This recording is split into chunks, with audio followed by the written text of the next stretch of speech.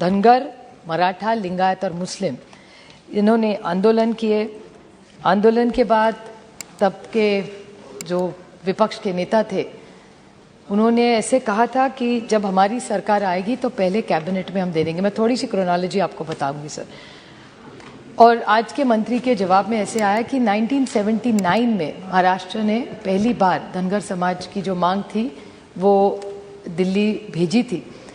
तब मिस्टर पवार महाराष्ट्र के मुख्यमंत्री थे और 1981 में, ये सारा मंत्री जी का स्टेटमेंट है, मैं सिर्फ दोहरा रही हूँ, उन्होंने वापस भेज दिया कि कोई टेक्निकल चीज़ें कम ज़्यादा थी उसमें।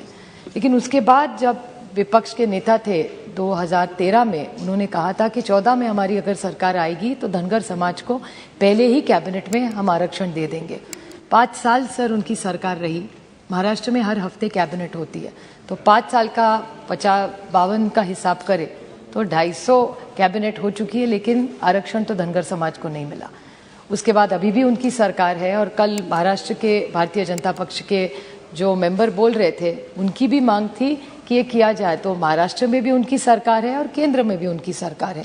तो मैं मंत्री महोदय से विनती करूंगी कि आप प्लीज़ महाराष्ट्र राज्य से बात करें और धनगर समाज का जो प्रपोजल 79 में भेजा था वो 81 में क्यों वापस गया।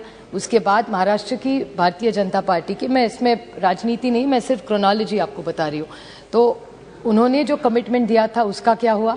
उसके बाद वो जो कमीशन बैठा गया उसका रिजेक्शन क्यों आया, क्योंकि किसको दिया इन्होंने कि इतना बड़ा अन्याय, इतने समाज को जो न्याय मांगने की कोशिश कर रहा है, हम सब उसमें साथ हैं। हर पार्टी का मानना है, भले भारतीय जनता पक्ष हो, कांग्रेस हो, शिवसेना हो, सबकी मानना है कि धनगर हो। एक वॉइस में सारे जो महाराष्ट्र के पक्ष है, अगर वो कह रहे हैं कि धनगर समाज को रिजर्वेशन दे तो दिक्कत क्या है। आपसे तो 303 MP है, यहाँ तो कोई दिक्कत नहीं है ना। महाराष्ट्र में अभी ईडी सरकार, ईडी मतलब एकनाथ और देवेंद्र, वो खुद कहते हैं, मैं नहीं उनको ईडी सरकार कह रही हूँ, वो खुद को ईडी सरकार बोलते हैं। अच्छा, तो ईडी सरकार ने अगर कहा है कि हमको ये आरक्षण दे, तो मेरे ख्याल से उसकी क्रोनोलॉजी देख के आप सबने सोचना चाहिए सर।